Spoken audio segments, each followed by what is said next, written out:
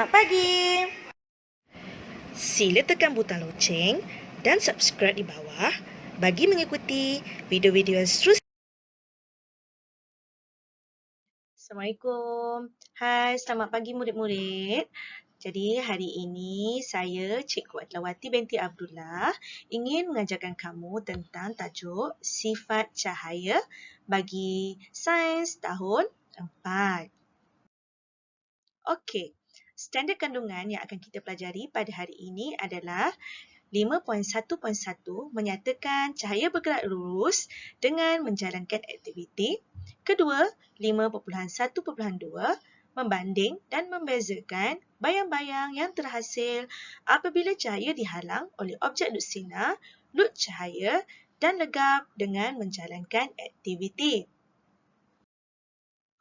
Okey, pergerakan cahaya. Adakah cahaya bergerak? Ya, cahaya bergerak. Tapi bagaimana cahaya bergerak? Okey, cuba lihat sumber cahaya. Sumber cahaya ini adalah cahaya matahari. Serakan cahaya matahari dapat dilihat pada permukaan air.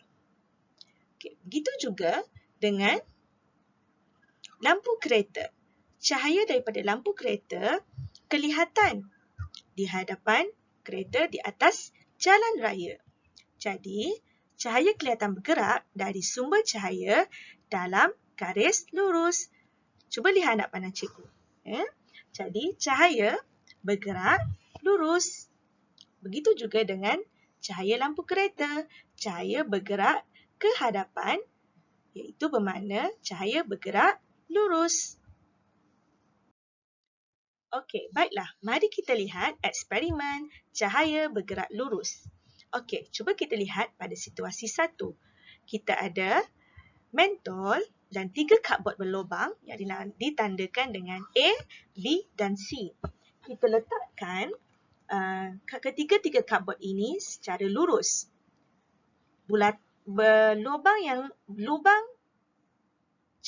Lubang pada cardboard diletakkan secara selari. Apabila cahaya diletakkan di belakang, iaitu mentol diletakkan di belakang cardboard C, maka apabila kita berada di hadapan cardboard A, kita dapat melihat cahaya mentol tersebut. Ini menandakan bahawa cahaya bergerak lurus. Okay, cuba lihat pada situasi situasi 2. Pada situasi 2, apabila cardboard B digerakkan ke sisi, digerakkan ke depan, cahaya mentol tidak dapat dilihat menembusi lubang cahaya cardboard A. Ini kerana cahaya itu dihalang oleh cardboard B. Okey, situasi 3. Okey, apabila lilin diletakkan di hadapan sebatang paip yang lurus, cahaya dapat dilihat menerusi paip itu dengan jelas. Cuba kita tengok situasi 4. Apabila lilin diletakkan di hadapan paip yang bengkok, cahaya tidak dapat dilihat menerusi paip di situasi 4. Ini kerana paip itu membengkok dan menghalang kita untuk melihat cahaya tersebut. Ini menandakan cahaya bergerak lurus. Okey, baiklah. Sekarang kita banding beza bayang-bayang. Terdapat 3 jenis objek iaitu lut sinar, lut cahaya dan juga legap. Okey, plastik jernih. Plastik jernih ialah lut sinar kerana membenarkan semua cahaya menembusinya. Plastik jernih contohnya plastik buku kamu. Kamu membalut buku kamu dengan menggunakan plastik jernih. Jadi, kita boleh lihat cover buku itu selepas dibalut dengan plastik jernih. Ini kerana plastik iaitu bahan lut sinar membenarkan 100% cahaya menembusinya. Jadi kita boleh melihat bahan di belakang plastik jernih itu tanpa ada gangguan. Jadi 100% kita boleh tengok. Okey, lut cahaya. Lut cahaya, contohnya plastik berwarna, ialah lut cahaya kerana membenarkan cahaya menembusinya. Okey, apabila kita meletakkan barang-barang di dalam plastik berwarna, contohnya macam bila kita pergi ke kedai, kita beli barang, pakcik kedai tu letakkan gandum, gula di dalam plastik tu. Jadi, apabila kita bahan-bahan itu diletakkan di dalam plastik itu, kita barang-barang itu kelihatan samar.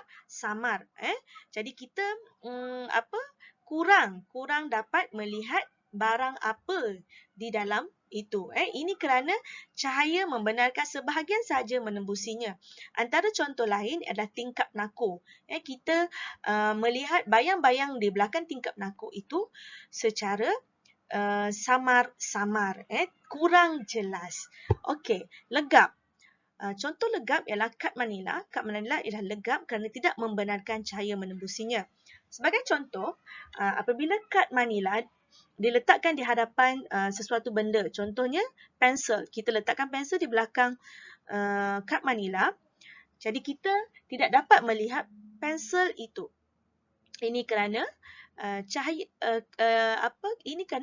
tidak dapat menembusi kad manila itu.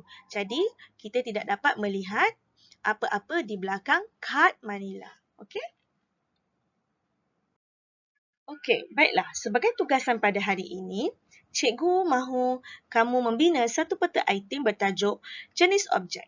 Kamu boleh gunakan mana-mana peta item yang sesuai. Cikgu ada nyatakan 8 peta item, peta pemikiran item kepada kamu. Jadi, kamu boleh lihat peta item manakah yang sesuai untuk tajuk ini, iaitu jenis objek. Jenis objek terbahagi kepada 3, iaitu lut sinar, lut cahaya dan juga legap. Cikgu nak kamu buat tugasan ini dan hantar kepada cikgu sebelum hari Isnin minggu hadapan. Okey? Itu saja untuk hari ini. Sekian, terima kasih. Bye.